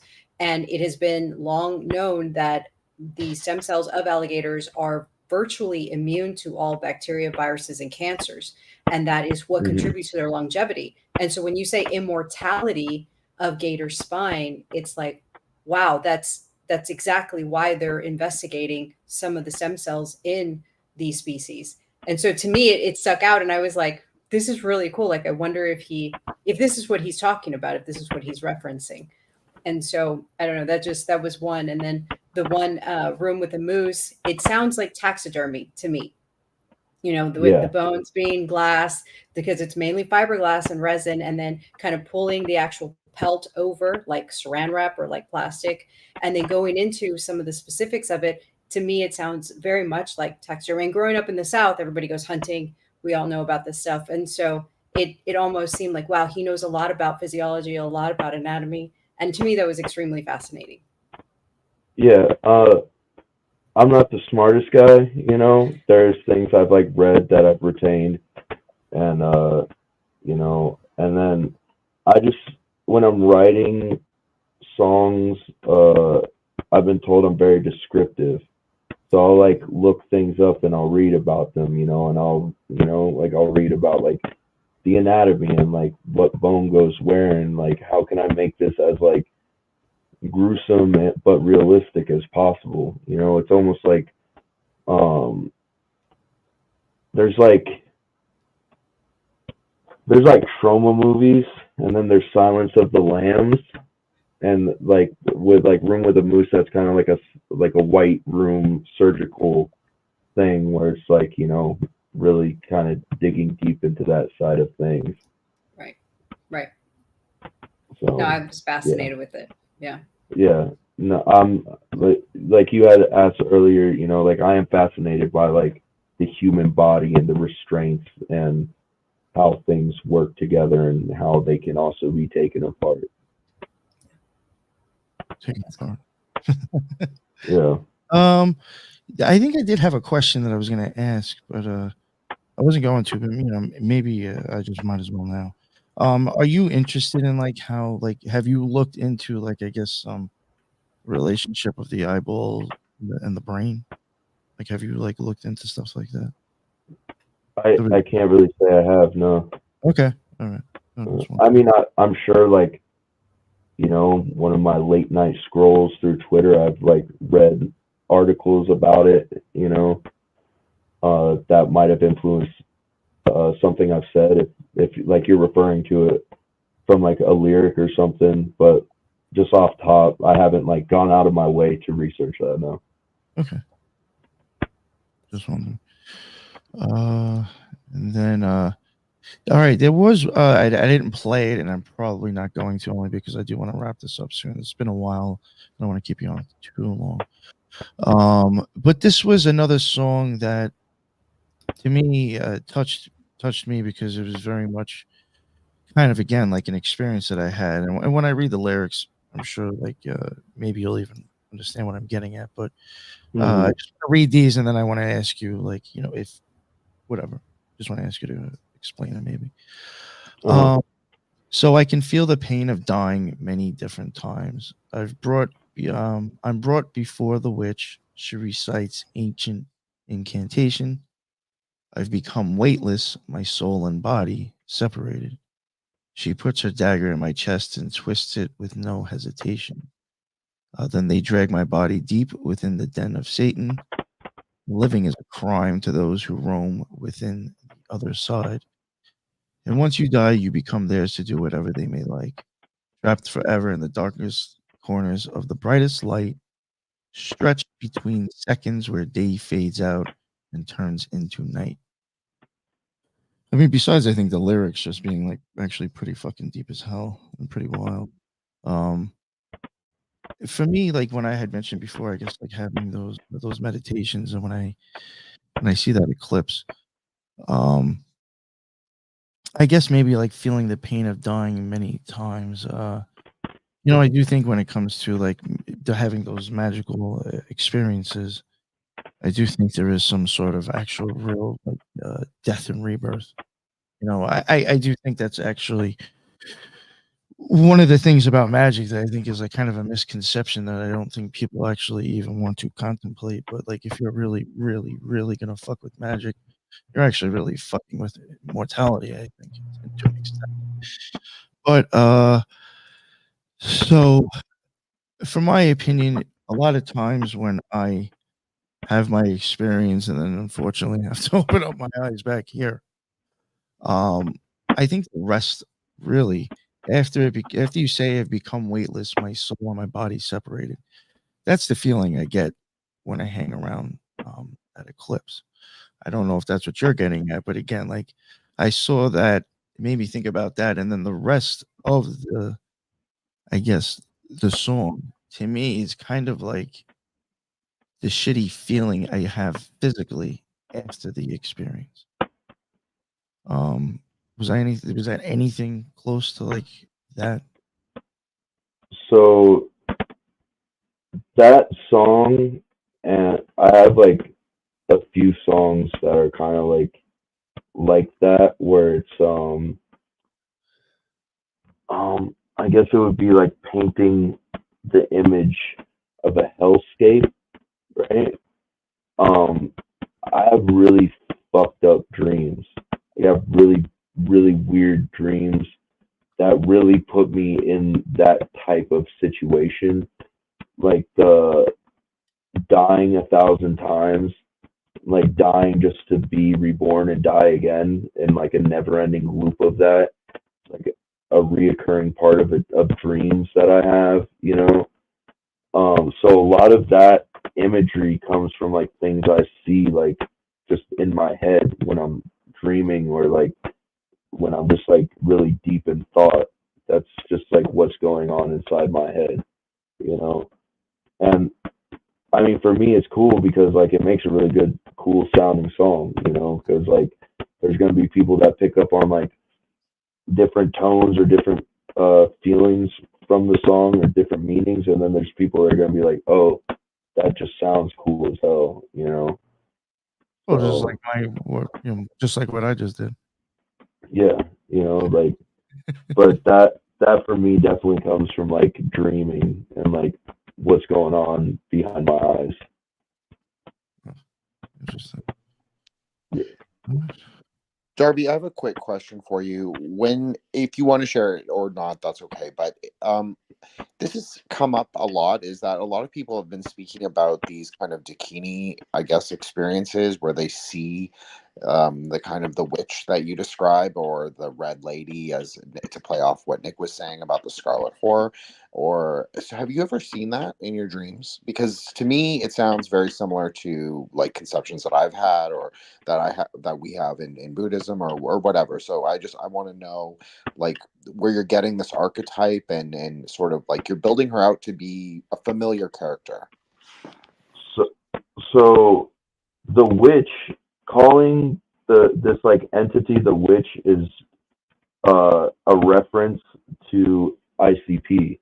So ICP has a record called Hell's Pit, which is the second half of the Six Jokers card of the first deck. So the witch is this character that's kind of like woven throughout the record, and there's a song called The Witch. And I mean, it even goes back to Isham back in the day. Isham said the line, "The witch jumped on my back last night."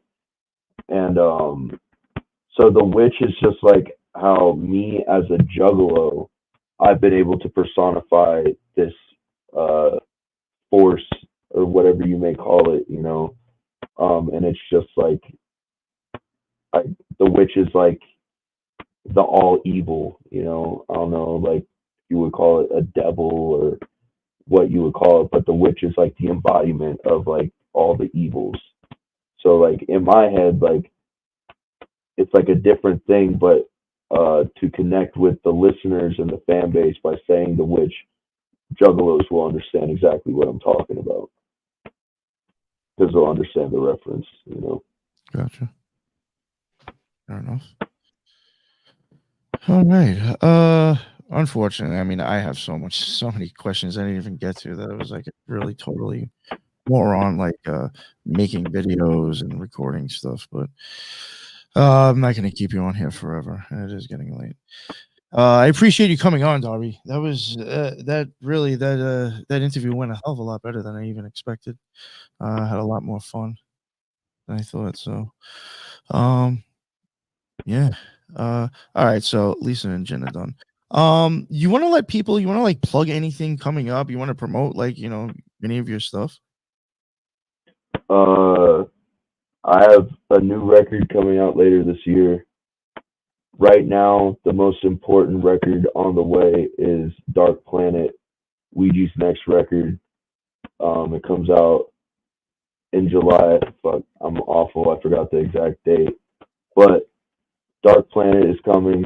That's like the next big thing coming from Chapter 17. But I have a collaboration record with Sagan Umo, who is an artist from Spain.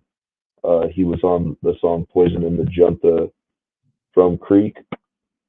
We have a whole record together, and then this next record I'm working on, or I have been working on, is kind of a departure from Creek because there's not as much introspective songs, but it's a lot of high energy, kind of violent. It's my angry album, I guess you would say. So, there's that. Gathering of the Juggalos is coming up. I'll be at Tomwood's Float this year, which is Labor Day weekend, which is a dope festival that Tom puts on every year. And, more shows are going to be popping up soon. Do you guys ever get anywhere close to New York?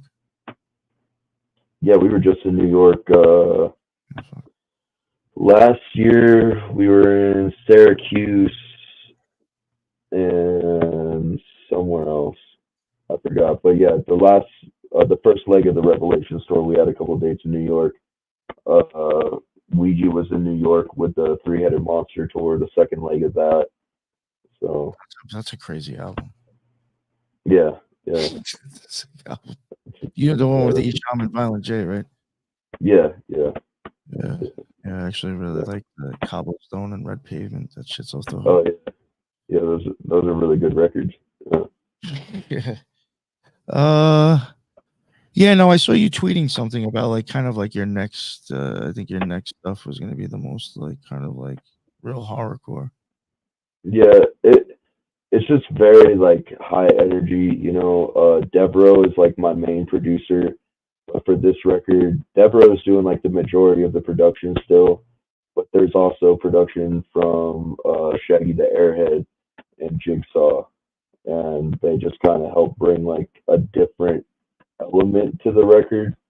And then there's cuts from DJ Chunk on a couple songs, and then there's a couple pretty cool features that are going to be on there. But more about that will come out soon. But first, Dark Planet. That's right. Yeah, that's right. Are you on there? No. Oh, that's nice. If you promote this stuff, you're not even on there. Nice. Hey, Ouija's my brother. He's one of my best friends, and that is an incredible record.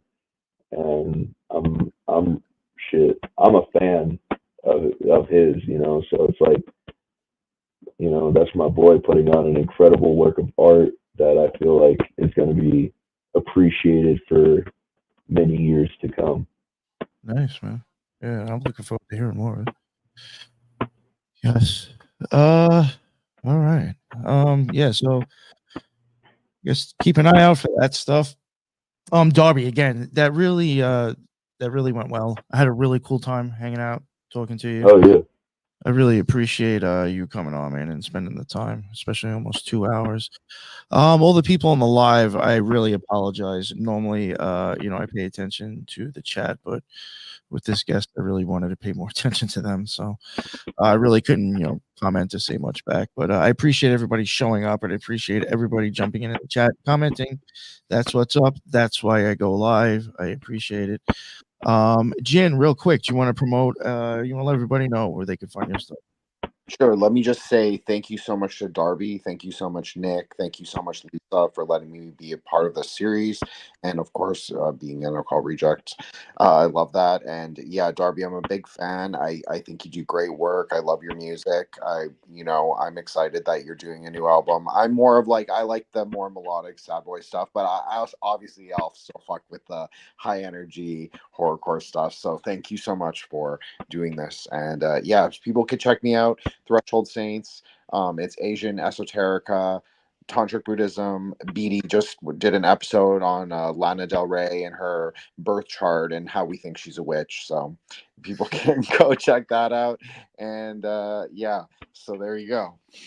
Nice. That's funny.